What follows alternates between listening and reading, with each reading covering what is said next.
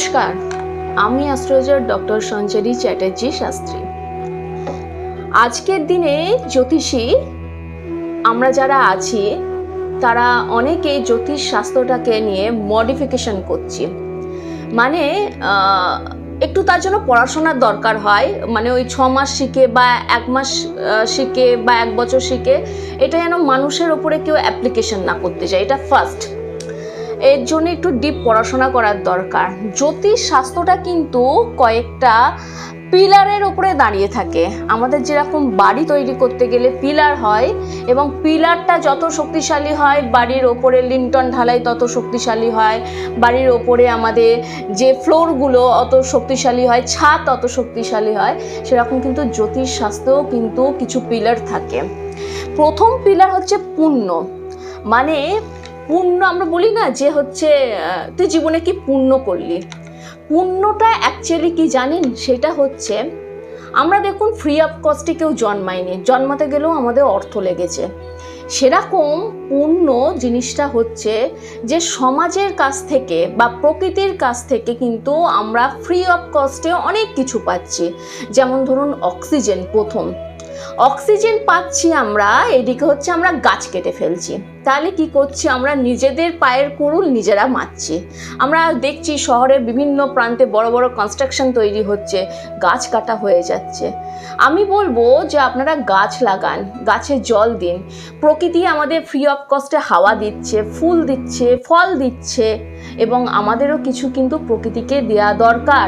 পুণ্য স্থাপন করুন এইভাবে, গাছ লাগান, গাছে জল দিন, পাখি যারা আছে, জীবজন্তু যারা আছে তাদেরকে কিছু দিন, খাদ্য দিন। এই রকমভাবে কিন্তু পুণ্যটা স্থাপন করুন। দেখবেন সমাজকে যা আপনি দিচ্ছেন, জীবজগৎকে যা আপনি দিচ্ছেন তা আপনি রিটার্ন পাবেন। এরপর দ্বিতীয় যে স্তম্ভটা, দ্বিতীয় যে পিলারটা, সেটা হচ্ছে কীর্তি স্থাপন করা। কীর্তি কোন জিনিসটা? সেইটা হচ্ছে প্রতিদিনের একটা ডিসিপ্লিন লাইফ তৈরি করুন। যে সকালে উঠে আমি একটা নিজের মেডিটেশনের মধ্যে দিক দিয়ে শুরু করব দিন, এবং রাত্রিবেলাতেও ঈশ্বরের নাম, ইউনিভার্সের সাথে কানেক্ট হয়ে আমি ঘুমোতে যাব, এবং কোনো রকম কোনো অবৈধ কাজ করব না, যাতে নিজেও কোনো রকমভাবে ক্ষতিগ্রস্ত হয় এবং আমার জন্য অন্য কেউ ক্ষতিগ্রস্ত হচ্ছে। এবং একটা ইউনিটি বজায় রাখা। একটা কাজ করতে গেলে একটা ইউনিটি খুব দরকার পড়ে। ইউনিটি যদি আপনার স্ট্রং থাকে, আপনার চলার পথও কিন্তু খুব স্বচ্ছ হবে। এই রকমভাবে কিন্তু স্বচ্ছতা বজায় রাখার জন্য কীর্তি স্থাপন করুন। এরপর যেটা করবেন, দান। দান মানে কিন্তু আমি কাউকে একটা কিছু গিফট করছি এবং সেটা সোশ্যাল নেটওয়ার্কে ছড়িয়ে দিচ্ছি, ফেসবুকে ছড়িয়ে দিচ্ছি, আমি দান করছি, এটাকে কিন্তু দান বলে না। দান তাকেই করবেন যার সাথে আপনার গিভার অ্যান্ড রিসিভারের মধ্যে কোনো রকম সম্পর্ক থাকবে না। যাকে দান করছেন তাকে আপনি এমনভাবে দান করুন যে আপনি তার কাছে কোনোদিনও বেনিফিটেড হবে না। আপনার রোজগারের, আপনি যদি 100 টাকা রোজগার করেন, তার থেকে 2 টাকা নিয়ে আপনি দান করুন। ঈশ্বর আপনাকে আপনার সেই 2 টাকাটা 200 টাকা, 2000 টাকা, 2 লক্ষ টাকা রিটার্ন ব্যাক করবে, যদি আপনার দানটা সঠিকভাবে হয় এবং কাউকে না জানিয়ে হয়। এরপর যেটা করবেন সেটা হচ্ছে স্নান। জ্যোতিষশাস্ত্রে স্নানের একটা বড় জায়গা আছে। এই স্নানটাকে নিয়ে আমি আজকে আপনাদেরকে জানাবো স্নান কিভাবে করতে হয়। যেমন ধরুন, স্নান হচ্ছে স্নানের মাধ্যমে রেমেডি। আপনার যদি রবি গ্রহ খারাপ থাকে তাহলে প্রতিদিন আপনি স্নানের জলে লাল চন্দন বেটে বা লাল চন্দনটাকে একটু গুঁড়ো করে আপনি জলের মধ্যে ঢেলে স্নান করুন। আপনার মান সম্মান, প্রভাব প্রতিপত্তি বৃদ্ধি পাবে। চন্দ্রকে ডেভেলপমেন্ট করার জন্য স্নানের জলে আপনি সাদা দুধ মেশান, কাঁচা দুধ, যে কোনো রকমের মিল্ক পাউডার আপনি জলে মিশিয়ে স্নান করুন। আপনার মনের যে মানসিক হতাশা তা একেবারে দূর হয়ে যাবে এবং শরীরের মধ্যে একটা তরতাজা ভাব আসবে।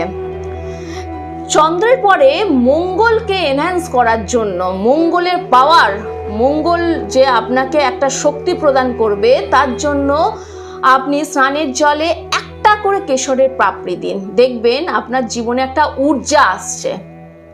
এরপর বুধকে যদি আপনি ভীষণ রকমভাবে সুন্দর করে আপনার জীবনকে এস্টাবলিশমেন্ট করতে চান, বুধ আমাদের দেয় কিন্তু মানুষের সাথে কমিউনিকেশন, আমাদের কমিউনিকেশনটাকে শুদ্ধতা করার জন্য, বা কোনো স্টুডেন্ট পড়াশোনা মনোসংযোগ হচ্ছে না, রেমেডি ধারণ করতে পারছে না, বিশাল রকমের স্টোন বা কাগজ ধারণ করতে পারছে না, বা বিজনেস যাদের পড়ে গিয়েছে, বিজনেস ডেভেলপমেন্ট হচ্ছে না, আপনারা বুধের রেমেডি করুন স্নানের জলের মাধ্যমে। কি করবেন? স্নানের জলে মিন্ট যদি না পান তুলসী পাতা যদি না পান দূর্বা ঘাস দিয়ে আপনারা স্নান করুন, অবশ্যই আপনাদের বুধ ডেভেলপমেন্ট হবেই হবে। বৃহস্পতিকে যদি ডেভেলপমেন্ট করতে চান তাহলে আপনি আপনার স্নানের জলে গুঁড়ো হলুদ মেশান। যে সমস্ত জাতক এবং জাতিকাদের দীর্ঘদিন যাবৎ বিবাহের সমস্যা হচ্ছে, বারবার বিয়ে কেটে যাচ্ছে, বা পড়াশোনায় মনোসংযোগ পাচ্ছে না, জ্ঞান উইজডম বাড়াতে পারছেন না, তারা কিন্তু বৃহস্পতিকে ডেভেলপমেন্ট করার জন্য অতি অবশ্যই আপনারা কিন্তু হলুদ দিয়ে স্নান করুন বৃহস্পতিবার করে, আপনার জীবনে ডেভেলপমেন্ট আসবে। শুক্র, আপনার জীবনে যদি শুক্রের নেগেটিভিটি থাকে, আপনার বারবার প্রেমে ব্রেকআপ আসবে, আপনার রিলেশনশিপ বারবার ভেঙে যাবে, আপনি মানসিক কষ্ট পাবেন। যে কোনো ধরনের সম্পর্কের ক্ষেত্রে শুক্রকে ডেভেলপমেন্ট করা ভীষণ দরকার। তার জন্য কি করবেন না, গোলাপ জল মিশিয়ে নেবেন স্নানের জলে, এবং এটা যদি আপনি 48 দিন টানা করতে পারেন, 48টা শুক্রবার, তাহলে দেখবেন আপনার অর্থনৈতিক জায়গাটাও বেশ শক্তিশালী হচ্ছে। কারণ শুক্র তো অবশ্যই luxury oriented planet, romance, luxury. আপনার শুক্রটাকে যত আপনি ডেভেলপমেন্ট করতে পারবেন, দেখবেন আপনার মধ্যে একটা গ্ল্যামারও বাড়ছে। শনিকে যদি আপনি ঠিক করতে চান তাহলে স্নানের জলে কালো তিল মিশিয়ে স্নান করুন। যদি আপনার শনি খারাপ হয়, আপনি দেখবেন যে আপনার পায়ের ওপরে কোনো রকম আঘাত আসছে, আপনি খুঁড়িয়ে হাঁটছেন, এরকম নানান কিছু, বা যাদের শনির 7.5 চলছে, শনির ধাইয়া চলছে, শনি আছে দুস্থানে 4, 8, 12 জন্মছকে, অতি অবশ্যই এই রেমেডিটা অ্যাপ্লাই করুন, দেখবেন আপনি লাভবান হচ্ছেন। আপনার শনির যে বাধা, আপনি যে প্রত্যেকটা পয়েন্টে বাধা পাচ্ছেন, সেই জায়গা থেকে কিন্তু অবশ্যই আপনি রিলিফ পাচ্ছেন।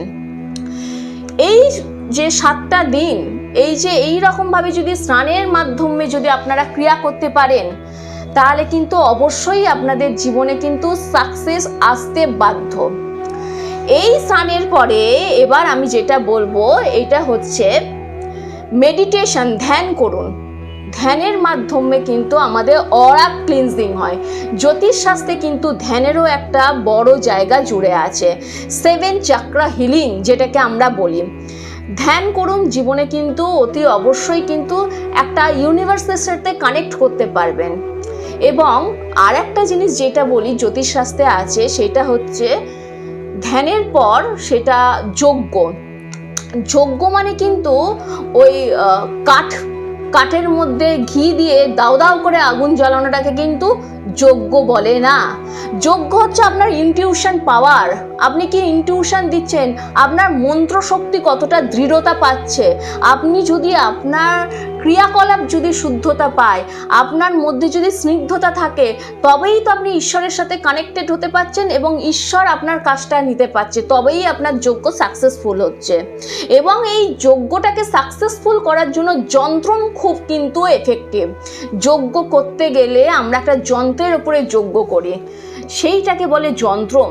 আপনার যে সমস্যা, সেই সমস্যার জন্য আলাদা আলাদা যন্ত্রম হয়। যেমন মহামৃত্যুঞ্জয় কবচের জন্য একরকম যন্ত্র, নানান রকম এরকমের ভাবে, বা প্রজাপতি কবচ যাদের বিয়ে হচ্ছে না তার জন্য আলাদা রকম যন্ত্রম, এর ওপরে কিন্তু যজ্ঞ হয়। এবং ফাইনালি ঔষধি হচ্ছে আমাদের কিন্তু কালার থেরাপি স্টোন। মানে আমরা যখন ডাক্তারের কাছে যাই, ডাক্তাররা যেরকম প্রেসক্রিপশানে লিখে দেয় অমুক ওষুধ খাবেন, আমরা অ্যাস্ট্রোলজাররাও কিন্তু ডাক্তার, ভাগ্যের ডাক্তার, আমরাও কিন্তু লিখে দিই যে এই স্টোনটা ধারণ করুন। স্টোন ধারণ করা মানে কিন্তু হাত ভর্তি করে আপনার শোভা বাড়ানো নয়, স্টোন ধারণ করা মানে কালার থেরাপি। আপনার গ্রহটা কত ডিগ্রিতে আছে তার ওপর নির্ভর করে আমরা আমাদের ওষুধের পাওয়ার দিই। সেই জিনিস যদি আপনারা ধারণ করতে পারেন অবশ্যই কিন্তু সাকসেসফুল হয়। এই কটা জিনিসের ওপরেই কিন্তু জ্যোতিষশাস্ত্র দাঁড়িয়ে আছে। আপনারা অবশ্যই এই জিনিসগুলোকে নিয়ে এগিয়ে চলুন, সফলতা পাবেন।